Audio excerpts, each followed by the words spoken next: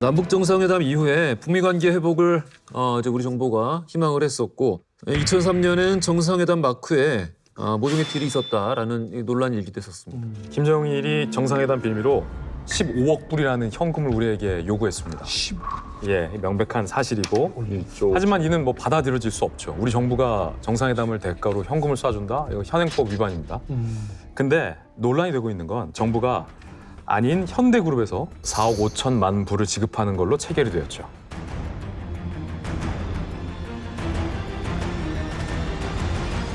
김대중 정부에서는 현금이 간 건 맞아요.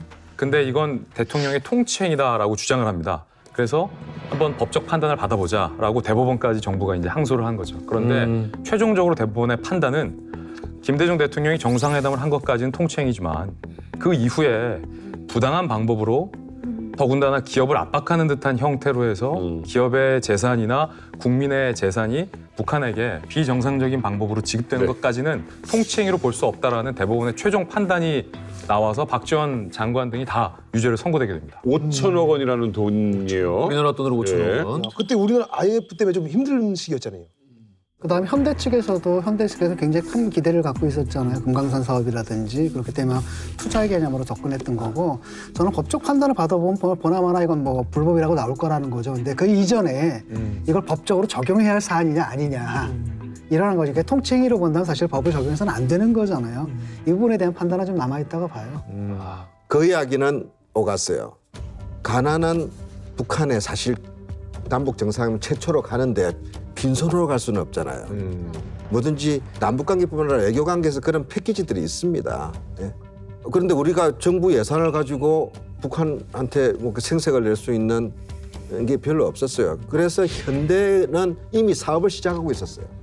금강산 관광 사업을 시작했고 실제적으로 돈을 개성공단에서 벌고 싶어 했어요. 그리고 뿐만 아니라 통신, 철도, 도로, 인프라 건설 이게 김대중 대통령이 베를린 선언에서 한 이야기입니다.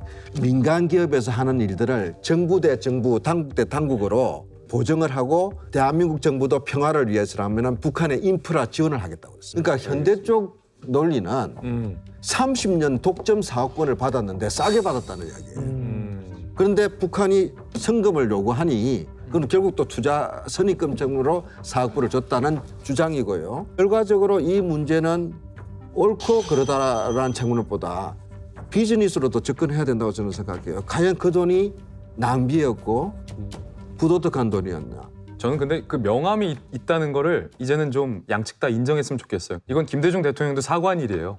그리고 대법원에서도 유죄 판단이 난 거죠. 이거를 그러면 자성을 해야 되거든요. 그때는 이런 명이 있었고 이런 암이 있었다. 이 돈은 합법적이지 못했고 떳떳했지 못했다. 왜냐하면 얼마든지 북한이랑 정상적인 체결을 해서 지원할 수 있는 방법이 있었다라는 게 대법원의 판단이잖아요. 노무현 정부 때. 이 부분과 관련해서는 이제 자성하는 목소리가 김대중 대통령도 사과한 만큼 좀 나오고 남북 문제를 좀 명함을 동시에 봐야 된다. 이런 아쉬움이 좀 있다고 봅니다.